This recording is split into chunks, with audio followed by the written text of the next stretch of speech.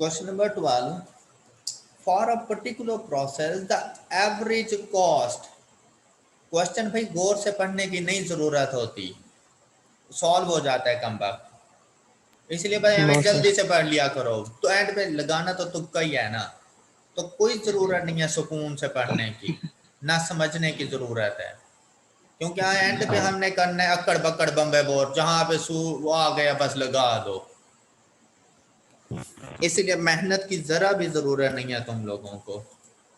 अब उसने अगर तुम्हें एवरेज कॉस्ट दे दिया है तो तुम तो परेशान हो जाओगे, क्योंकि उसने एवरेज कॉस्ट दी है भाई, पता नहीं टोटल कॉस्ट कैसे फाइंड करते होंगे, तुम्हें क्या पता। सर पता है। वेयर सी, 11 अब नंबर ऑफ यूनिट। एक तो उसने यहाँ पहले भी लिख दिया, उसकी गलती ये, और दूसरा कम वक्त के काम देखो, फिर वो कह रहा है सी भाई एवरेज कॉस्ट है। अगर तुमने पहले नहीं पढ़ा तो मैं फिर से बता रहा हूँ कि भाई ये टोटल कॉस्ट नहीं है, लेकिन तुमने फिर भी नहीं पढ़ना इसे ठीक से। Okay, x the yes number sir. of units produced, the minimum value of the average cost। अब उसने हालांकि कह दिया है कि भाई एवरेज कॉस्ट की मिनिमम वैल्यू फाइंड करना। अगर तुम गौर से पढ़ के इस एवरेज कॉस्ट पढ़ भी लो ना, तो भाग के इसकी टोटल कॉस्ट फाइंड कर लेनी है तुमने, है ना। No sir. हाँ सच में एम ही, जरा तसल्ली से पढ़ते पढ़ते शुरू में पता चल जाए कि एवरेज कॉस्ट है, तो बेटा भाग के टोटल कॉस्ट फाइंड कर लेना फिर इसकी, और फिर उसका डेरिवेटिव लेके फिर कहना आंसर ही नहीं मैच किया। हालांकि वो कह रहा है कि यार minimum value of average cost चाहिए, टोटल कॉस्ट की मिनिमम वैल्यू नहीं चाहिए। एक तो उसे एवरेज कॉस्ट की टोटल मिनिमम वैल्यू चाहिए, और दूसरा वो कहता है number of units to be produced. भाई एवरेज कॉस्ट के ऊपर नंबर ऑफ यूनिट्स क्या हैं वो, और उन यूनिट्स पर एवरेज कॉस्ट क्या है, दोनों आंसर उसे चाहिए। भाई एवरेज कॉस्ट का ही फंक्शन गिवन है, नहीं परेशान होने की जरूरत, इसके ऊपर मिनिमाइजेशन का रूल अप्लाई करेंगे, इस एवरेज कॉस्ट का फर्स्ट डेरिवेटिव ले लेंगे, और वो हमारे पास आता है 12x plus minus 12 plus 2x, और फिर इसको हम इज इक्वल टू 0 कर देंगे, यस सर। और यहाँ से x की वैल्यू भाई हमारे पास 6 आ जाती है। अब टीचर ने तो ये हमें कहीं बताया ही नहीं था, पता नहीं कैसे फाइंड करके रख दिया उसने। तो नंबर ऑफ यूनिट 6 आ गए हैं, ना बी ऑप्शन है ना डी ऑप्शन है, ए और सी में से कोई होगा।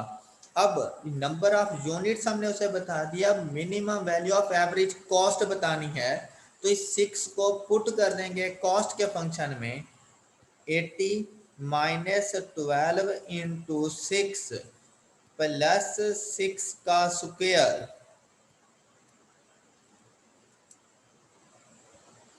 44। तो कैलकुलेटर से तो हम ये पूछ ही नहीं सकते कि ये 44 होता है या नहीं,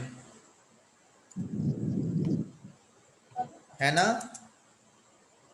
वो तो हमने नो नुमाइश सर। के लिए लिया था, 24-25 रुपए लोगों को दिखाने के लिए, देखो मेरे पास कैलकुलेटर है। आज आपकी टीचिंग मेथड बहुत चेंज है सर। बेटा वो प्यार से लोगों को समझ नहीं आ रहा था। सर जी वो है कौन? है ना, कहा किसने? उन लोगों को बेटा प्यार से पढ़ा पढ़ा के मैं थक गया, लोगों को समझ नहीं आ रहा था। मैंने कहा शायद ये सर भी डंडे के यार होते होंगे, इन्हें इज्जत से सर पढ़ना इसमें रास नहीं होता होगा। सर इसमें हमारा कसूर तो नहीं है ना? यार सर पढ़ा, जी किसने कहा है? देखो पढ़ा अभी भी मैं ठीक रहा हूँ, ये नहीं है कि मैं पढ़ा गलत रहा हूँ। सर बहुत अच्छा पढ़ा रहे हैं सर। पढ़ा अभी भी मैं वैसे, पढ़ाने में टीचिंग में इस पे भाई कोई गद्दारी नहीं। Yes sir. Yes sir. लाजिम बात है यार, मुझे भी तकलीफ हुई थी ये बात सुन के, यार क्या फायदा मुझे इतनी मेहनत करने का। हालांकि अगर मैं यहाँ पर question number 13, a computer software company wishes to start the production of floppy disk it was observed that the company had to spend rupees 2 lakhs for the technical information. तो फिक्स्ड कॉस्ट, मुझे तो भाई fixed cost लग रही है. Yes, The sir. cost of setting Yes, sir. up the machine, machine को set करने की कॉस्ट 88. भाई एक ही मरतबा मशीन ने सेट होना है, डेली थोड़ी ना होना है भाई. मशीन है Yes, वो sir. एक ही मरतबा सेट होगी, इंसान नहीं है जो डेली सेट हो जाएगा किसी के साथ. तो इस वजह से 88,000 भी फिक्स्ड कॉस्ट है. तो मतलब टोटल फिक्स्ड कॉस्ट कितनी बन जाएगी? 2,88,000. 2,88,000. Done. The cost of Yes, sir. Producing each unit, भाई ईच यूनिट से मुराद एक यूनिट की कॉस्ट 30 रुपीज.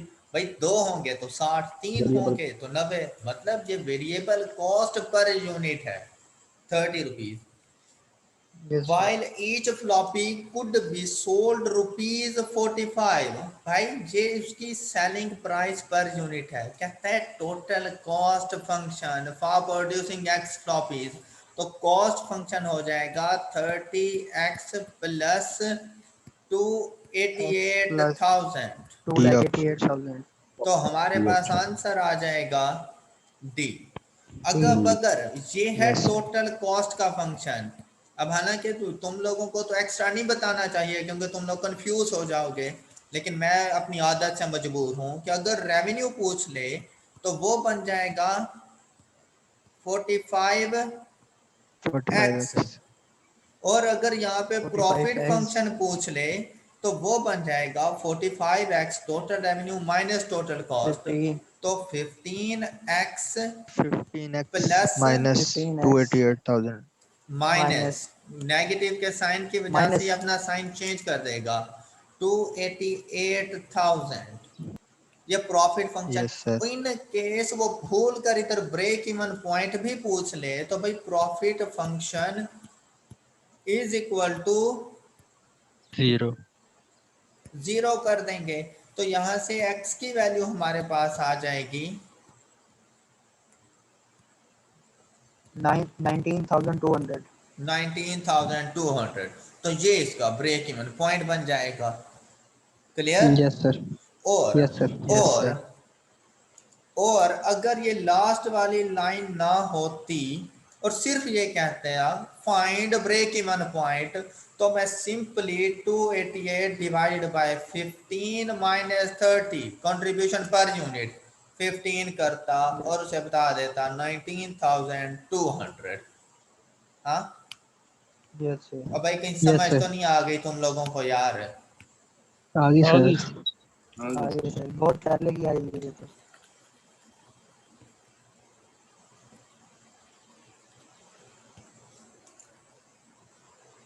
हालांकि लेक्चर्स भी तमाम ऐसे मेरे टाइम पे. Cost function of a company is given. अब जब उसने कहा ना कॉस्ट फंक्शन, भाई ना उसने वेरिएबल कॉस्ट कहा, ना एवरेज कॉस्ट, ना मार्जिनल कॉस्ट, कुछ नहीं. तो मतलब टोटल कॉस्ट फंक्शन है ये. where x denotes the output, Yes, sir. the level of output at which marginal cost is minimum. अब भाई हमारी तो आंखें बंद थी, हमने सिर्फ ये देखा कॉस्ट इज मिनिमम, हमने इसको first derivative is equal to 0 कर दिया. अब भाई ये कॉस्ट फंक्शन है, मार्जिनल कॉस्ट के फंक्शन को मिनिमम. तो पहले तो मार्जिनल कॉस्ट फाइंड करो. तो मार्जिनल कॉस्ट क्या आ जाएगी? 100 minus 16x plus x square. हाँ, अब अक्सर स्टूडेंट ने ऐसी कोई पी हुई होती है ना सस्ते वाली कि वो इसको इज इक्वल टू 0 कर देते हैं. अब भाई इसको 0 कर दिया तो कॉस्ट मिनिमम आएगी. ये जो नंबर ऑफ यूनिट्स second आएंगे derivative. वहां पर कॉस्ट मिनिमम आएगी. मैं सेकंड डेरिवेटिव नहीं बोलूंगा वर्ड, बच्चे ने फिर कंफ्यूज हो जाना है क्योंकि बच्चा तो रेडी बैठा होता है कंफ्यूज होने के लिए. अब भाई ये कॉस्ट फंक्शन मार्जिनल कॉस्ट का फंक्शन बना दिया, इसके ऊपर मिनिमाइजेशन का रूल अप्लाई करना है. और मिनिमाइजेशन का क्या रूल है कि भाई इस फंक्शन का डेरिवेटिव, अब इस Derivative is equal to function का second डेरिवेटिव -16 प्लस 2x, इसको इज इक्वल टू 0 करें और यहां से x इज इक्वल टू 8. 8. तो ये मार्जिनल कॉस्ट मिनिमम होगी at x is equal to 8. Okay. और अगर आप लोग 100 minus 16x plus x square is equal to 0 करते हो, जल्दी से बताना x की क्या वैल्यूज आती हैं, कैलकुलेटर को बताओ और आंसर दो। इन नंबर ऑफ यूनिट्स पर आपकी टोटल कॉस्ट मिनिमम होगी। जी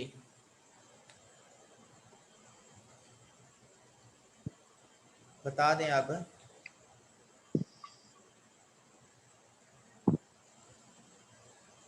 8 प्लस 6 आयोटा और 8 माइनस 6 आयोटा। मतलब वो इररेशनल नंबर आ रहा है इसलिए उसने फाइंड भी नहीं करवाया तुम लोगों से, मतलब पॉसिबल नहीं थे, तो उसने सिर्फ ये कह दिया। इन केस आ जाते हैं तो वहां पर भाई टोटल कॉस्ट ने मिनिमम होना था। उसने पूछा था मार्जिनल कॉस्ट मिनिमम, तो पहले मार्जिनल कॉस्ट फाइंड करें, उसका first derivative is equal to 0, तो x की वैल्यू 8 पर मार्जिनल कॉस्ट मिनिमम है। ऑल